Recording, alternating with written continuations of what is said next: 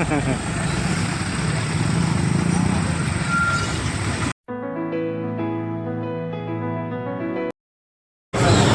സന്ധ്യയോടുകൂടിയാണ് Puthuppally bus സ്റ്റാൻഡിന് മുൻവശത്ത് വാഹനങ്ങളുടെ നിയന്ത്രണം ഏർപ്പെടുത്തിയത്.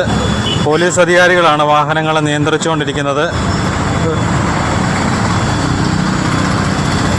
ബസ് സ്റ്റാൻഡിനകത്തൂടെ വാഹനം ഇറങ്ങിപ്പോകുന്ന വഴി കഴിഞ്ഞ ഒരു മാസമായിട്ട് തകർന്നു കിടക്കുകയായിരുന്നു. അപ്പോൾ അവിടുത്തെ അറ്റകുറ്റപ്പണി നടത്തുന്നതിന് വേണ്ടിയാണ് വഴി ബ്ലോക്ക് ചെയ്തിരിക്കുന്നത്. കഴിഞ്ഞ ദിവസം പത്രത്തിൽ വാർത്ത പഞ്ചായത്ത് കൊടുത്തായിരുന്നു. എങ്കിലും 3-4 ദിവസം പണി നടന്നില്ല. ആയതിനാൽ പെട്ടെന്ന് അപ്രതീക്ഷിതമായി വഴി ബ്ലോക്ക് ചെയ്യുകയും വാഹന നിയന്ത്രണം ഏർപ്പെടുത്തുകയും ചെയ്തപ്പോഴത്തേന് യാത്രക്കാർക്ക് ആകപ്പാടെ ഒരു അങ്കലാപ്പായിരുന്നു. വാഹനങ്ങളെല്ലാം പോലീസ് അവിടെ നിന്ന് നിയന്ത്രിക്കുകയാണ്. വൺ വേ സംവിധാനം 3-4 ദിവസത്തേന് കാണത്തില്ലായിരിക്കും കവലയിൽ. കാരണം ഇത് ഏറെക്കുറെ 5-6 ദിവസമെങ്കിലും എടുക്കുമെന്നാണ് കോൺട്രാക്ടർ പറഞ്ഞത്. പഞ്ചായത്തിൻ്റെ വൈസ് പ്രസിഡൻറ്റും 17-ാം വാർഡ് മെമ്പർ ജിനു വി കുമാറും ഇവിടെ ഉണ്ടായിരുന്നു.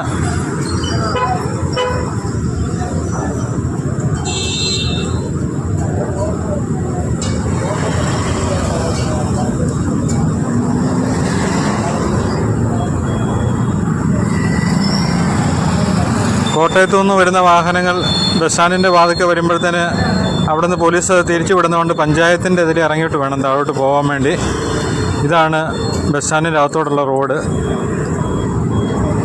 ഇവിടെയാണ് മെയിൻ്റനൻസ് വർക്ക് നടന്നുകൊണ്ടിരിക്കുന്നത്. 2 സ്ഥലത്തുണ്ട്. ഇവിടെ വാഹനങ്ങളുടെ അടിയൊക്കെ തട്ടുകയായിരുന്നു. അത്ര ഒരു കുഴിയായിട്ട് മാറിയിരിക്കുകയായിരുന്നു.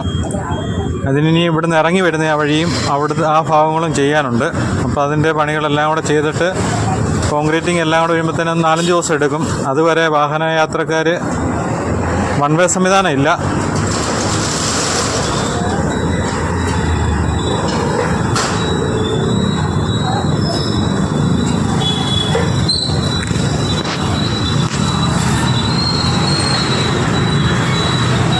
ഈ ബസ് സ്റ്റാൻഡിൻ്റെ അകത്തുനിന്ന് ഇറങ്ങി വരുന്ന ഇവിടെയാണ് വളരെയേറെ മോശമായി കിടന്നത്. അപ്പോൾ അവിടെ എല്ലാം ചെയ്യാൻ പോവാണ്.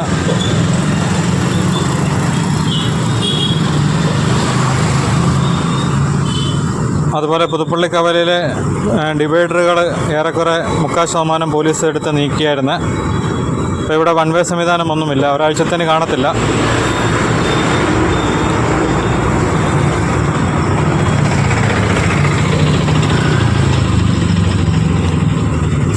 കഴിവതും വാഹനയാത്രക്കാരെ ശ്രദ്ധിക്കുക.